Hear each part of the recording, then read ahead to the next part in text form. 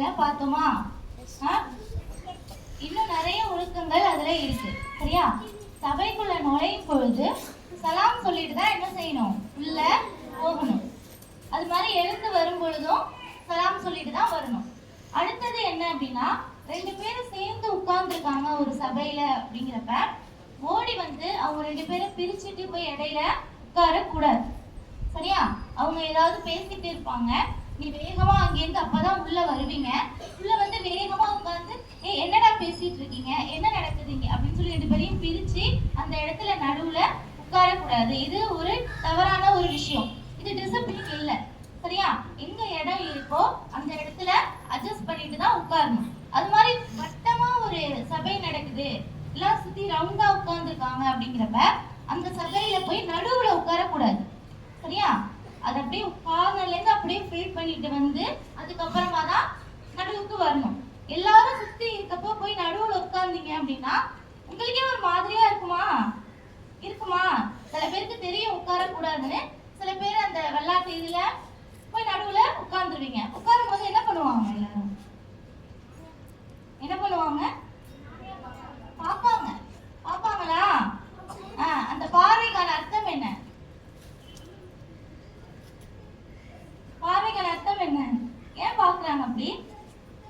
எல்லாரும் இப்படி உட்கார்ந்துருக்கோம், இந்த மாதிரி வந்து நடுவுல உட்காருறானே திடீர்னு அப்படின்னு வாய் திறந்து சில பேர் கேட்டுருவாங்க. சில பேர் அந்த பார்வையிலேயே அதை சொல்லிடுவாங்க. சரியா? அதுக்கப்புறம் ஒரு சபையில நம்ம இருக்கும் பொழுது பேரண்ட்ஸோட போவோமா? இப்போ நோம்புக்கு கூட இரவு தொழுகிறதுக்காக போவோமா? சஃப்ல தொழுது முடிச்சுட்டு அதுக்கப்புறம் இருக்கக்கூடிய நேரம் உட்கார்ந்து பயான் கேட்போம்.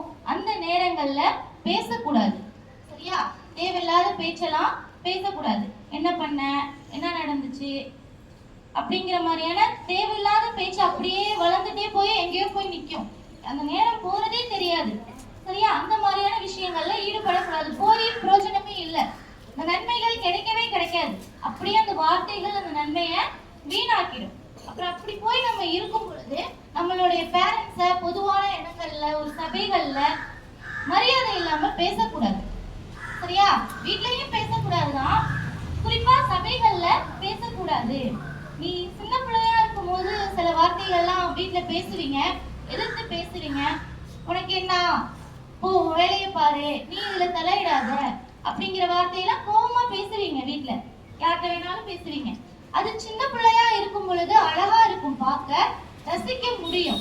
அதே பெரிய பிள்ளையாகி நீ அந்த வார்த்தையை சொல்லும் பொழுது அதை யாரும் ரசிக்க மாட்டாங்க. அதே ஆள் தான், அதே டைலாக் தான், அதே ஃபேமிலி தான். ஆனா நீ வளர்ந்து அந்த வார்த்தையை சொல்லும் போது கோபம் வரும். சரியா? நீதான் அடி வாங்குவ.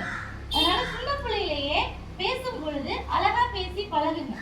சரியா? சொல்லக்கூடிய வார்த்தை, எனக்கு இது வேணாமே, எனக்கு இது பிடிக்கலையே அப்படின்னு சொல்லு. எனக்கு பிடிக்காதுன்னு உனக்கு தெரியாதா?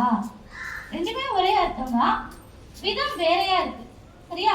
ஒரு நேரம் போல அம்மா ஒரு நேரம் இருக்க மாட்டாங்க, கோவம் வரும், நீங்க தான் அடி வாங்குவீங்க, திட்டு வாங்குவீங்க. சரியா? அதனால சின்ன பிள்ளையிலே பேசும்போதே அழகா பேசி பழகுங்க. குறிப்பா சபையில ரொம்ப கான்சியஸா வார்த்தைகளை விடுங்க. மரியாதை இல்லாம அம்மாவா பேசாதீங்க. உனக்குதான், ஏன்னா வீட்லயும் நம்ம இப்படிதானே பேசுவோம், சும்மா தானே இருப்பாங்க, ஏன் திடீர்னு அடிக்கிறாங்க அப்படின்னு தோணும். அதனால என்ன செய்யுங்க, குறிப்பா சபையில இருக்கும் பொழுது மரியாதையாக பேசி பழகுங்க. சரியா? அடுத்தது, ஒரு சபைக்குள்ள நுழையும் பொழுது சலாம் சொல்லிட்டு உள்ள போறோமா, ரொம்ப சிரிச்சுக்கிட்டு ரொம்ப பேசிக்கிட்டு அப்படியே போய் அங்க உட்காரக்கூடாது. சரியா? ஒரு ஒரு சின்ன ஒரு ஸ்மைல் இருந்தா போதும். ஒரு ஸ்மைலோட ஒரு சலாம் சொல்லிட்டு அழகா உள்ள போய் நிதானமா போய் என்ன செய்யணும், உட்காரணும். கத்திக்கிட்டு ஓடிக்கிட்டு போய் உட்கார்ந்தீங்க அப்படின்னா உங்க மேல மரியாதை வரவே வராது, உங்களை ஈஸியா எடுத்துப்பாங்க. சரியா? அந்த மாதிரி செய்யக்கூடாது. ஒரு நிதானமான ஒரு நடையோட போய் அழகா உட்கார்ந்து வளன்னு பேச ஸ்டார்ட் பண்ணிடவே கூடாது. என்ன நடக்குதுங்கிறத ஃபர்ஸ்ட் அப்சர்வ் பண்ணணும். அங்க என்ன போயிட்டு இருக்கு, என்ன யார் எப்படி பேசுறாங்க, இந்த இடத்துல நம்ம பாயிண்ட் வைக்கலாமா, பேசலாமா அப்படின்னு பார்த்துதான் என்ன செய்யணும், பேசணும். சரியா? அடுத்தது என்ன அப்படின்னா, சபைகள்ல உட்காரும் பொழுது ஒரு பாதையா இருக்கு.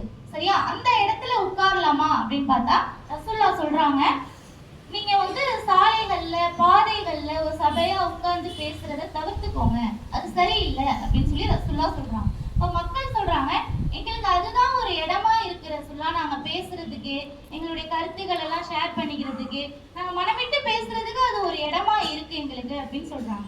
அப்ப மக்கள் சொல்றாங்க, அப்ப ரசூலுல்லாஹ் சொல்றாங்க, அப்படின்னா நீங்க உட்காரணும் அப்படின்னா அந்த பாதைக்கான உரிமையை கொடுத்துட்டு நீங்க உட்கார்ந்து பேசுங்க அப்படின்னு சொல்றாங்க. அப்ப மக்கள் கேக்குறாங்க, பாதைக்கு உரிமை இருக்கா?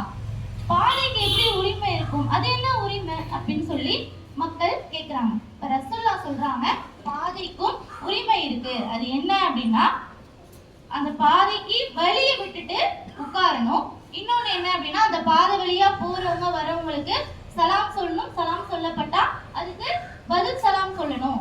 அதுக்கப்புறம் அப்படி போறவங்க வரவங்களை பத்தி தவறாக பேசுறது, நம்மளுடைய கைகளாலோ நம்மளுடைய செயல்களாலோ நம்மளுடைய வார்த்தைகளாலேயோ அவங்களுக்கு என்ன செய்யக்கூடாது, எந்த விதத்திலும் துன்பம் கொடுக்க கூடாது. அப்புறம் அந்த நேரங்கள்லயும் நம்ம நன்மையை ஏவி தீமையை தடுக்கக்கூடியவங்களாக இருக்கணும். இது எல்லாமே தான் அந்த பாதைக்கு செய்யக்கூடிய உரிமை. இதெல்லாம் செய்யக்கூடியவர்களாக நீங்க இருந்தீங்கன்னா நீங்க அந்த சைடு என்ன செய்யலாம், உட்கார்ந்துக்கலாம். அப்படி உட்காரும் பொழுதும் என்ன செய்யணும், பாதைக்கு வழி விட்டு உட்காரணும்.